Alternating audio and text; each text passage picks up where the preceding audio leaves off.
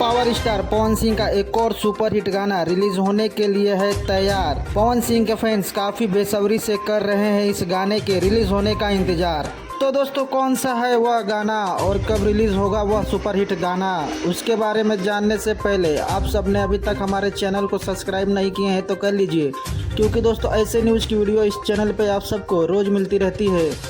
दोस्तों काफ़ी इंतजार के बाद पावर स्टार पवन सिंह का गाना लोई के टोई अब रिलीज़ होने जा रहा है। दोस्तों पवन सिंह का यह गाना काफ़ी दिनों से चर्चा में बना हुआ था,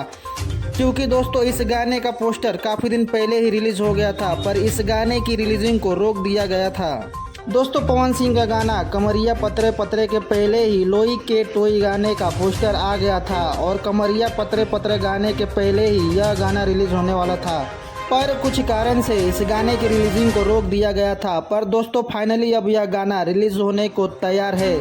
और पवन सिंह ने अपने FB पेज पर इस गाने के पोस्टर को फिर से रिलीज़ किया है और बताया है कि बहुत जल्द आ रहा है यह गाना। तो दोस्तों इस गाने की रिलीजिंग डेट की बात करें तो दोस्तों अगर आज शाम तक इस गाने का टीज़र रिलीज़ हो जाता है तो यह गाना कल आ जाएगा, और अगर दोस्तों टीजर आज रिलीज़ नहीं होता है तो यह गाना 22 तारीख को ज़रूर रिलीज़ हो जाएगा।